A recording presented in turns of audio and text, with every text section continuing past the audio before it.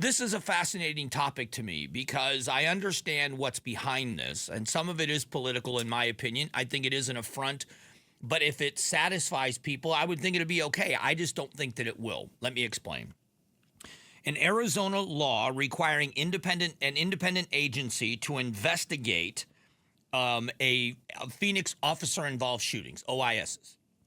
So if a Phoenix police officer is involved in a shooting, DPS will now be creating a new division in order to investigate officer-involved shootings in Phoenix.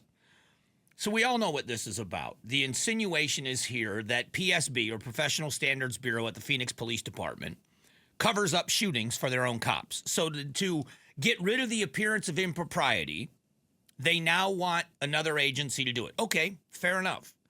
But do you think that the very people that believe that the Phoenix Police Department and the Maricopa County Attorney's Office would lie to cover up an officer-involved shooting is going to believe that DPS isn't doing it?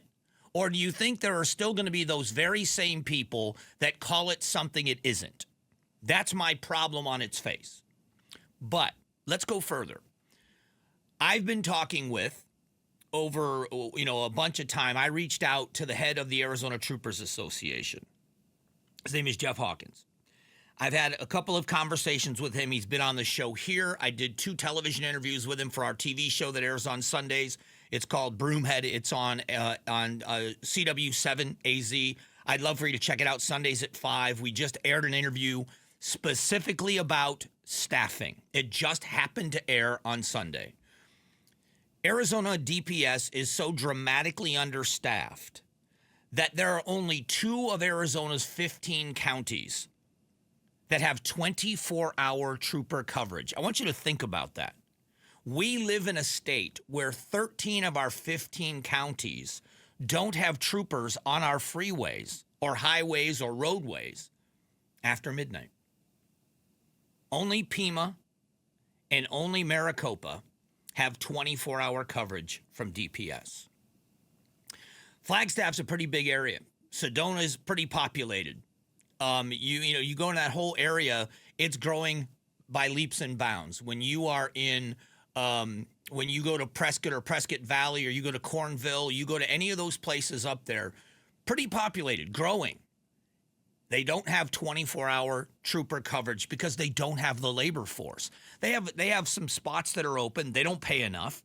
They need a dramatic raise in pay. Their working conditions are horrible in the rural parts of Arizona. We've been complaining about this forever. And now DPS is going to be charged with investigating Phoenix officer-involved shootings. So the law takes effect and orders DPS to build a special division to do the reviews. When they're done, DPS will tell Phoenix if the Maricopa County Attorney's Office decides to file charges. The Phoenix Police Department's Internal Affairs Bureau will continue to work as normal, or PSB. They don't call it Internal Affairs. They call it Professional Standards. The Phoenix Police have fired, this is the last line of this story. Phoenix Police have fired guns while on duty at least 6 times this year. I don't know why they had to throw that in, but you get the insinuation. So I believe in transparency. I think that if an officer does the wrong thing, whether it's a mistake or it's a bad cop that does the wrong thing, they should be exposed and they should be held accountable. If they break the law, send them to prison.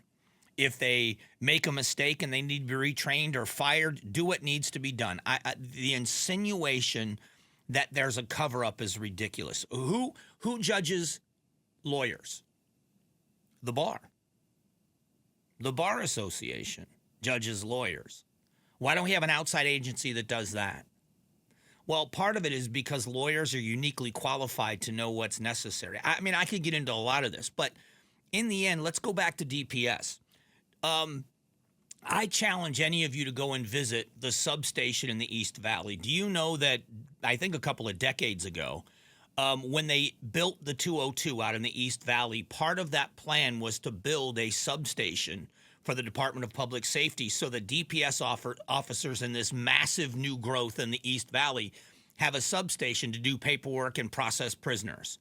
They don't have one. There is no East Valley substation for DPS. None. None. They have to bring them into Phoenix. Do you know how much time that wastes for troopers? Do you know that we have, as a state, we have not built a building for the Department of Public Safety in 30 years? I've been here for 30 years. They haven't built a new building. In northern Arizona, if you go to Kingman, if you get in trouble in Kingman and you get arrested by DPS, they're going to take you to a building that doesn't even have outdoor plumbing. And what I mean by that is they don't have a sewer system. They don't have a septic system. They process prisoners in rural parts of Arizona in a single wide trailer across the. There's no gates. There's no cameras. There's no security. There's no holding cell. They're chaining prisoners to the wall, literally handcuff, one handcuff around your wrist, the other handcuff through a chain in the wall. Anecdotally, there's a story of them bringing legislators up to see the horrible conditions, and a trooper had arrested a suspect for DUI. DUI suspect chained to the wall. Trooper processing, because they're a phlebotomist doing the blood work, doing the blood draw. They are processing the blood while another trooper sat 10 feet away eating his lunch. They are storing biological evidence in the same refrigerator next to other troopers' lunches. That's what we're up against. They are dramatically understaffed. They have not even put in new positions for the massive growth we had. Only 13 of our 15 counties have 24-hour coverage. They maintain the state radio system. They maintain evidence collection and storage. They maintain crime labs for the rural parts of Arizona where the police agencies don't have enough money for their own crime labs. They process rape kits. They do all of this across the state, and they're doing it understaffed. And now they're being asked to put a new division together so that they can investigate officer-involved shootings in Phoenix. And they know they're going to get themselves, no one's going to be happy. When they say, the same people, the people that don't believe that cops are honest aren't going to believe these cops are honest. I want transparency. If this solves the problem, then maybe it's worth the effort. But what are you supposed to do, as dramatically understaffed as they are, when they work drug interdiction on our freeways and human trafficking interdiction on the freeways? DUI checkpoints, DUI arrests, accidents, tickets, all of these other things that they do. And now they've got to do this. At what point do they have to cry uncle and say, we just don't have the people to do it? You're asking us to pull another rabbit out of our hat. It makes very little sense to me how little attention we pay to this. The last thing I'll say is this. Take a look at the Maricopa County Board of Supervisors and what they've done. The Maricopa County Board of Supervisors has consistently slashed their budgets when necessary. They have slashed property tax rates.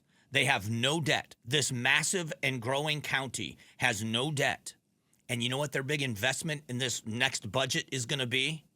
A massive investment in public safety, so that they can pay deputies and jail workers, hopefully others, probation, whoever works for, that they can pay them more money so that they can retain and get good deputies. And yet the state of Arizona has done nothing. And you notice I'm not blaming a political party for this. We haven't built a building in 30 years. Thanks for watching the Mike Broomhead Show. Tap to watch and listen to the new season of Amazing Arizonans, a KTAR News podcast. You can also click the button in the middle to subscribe.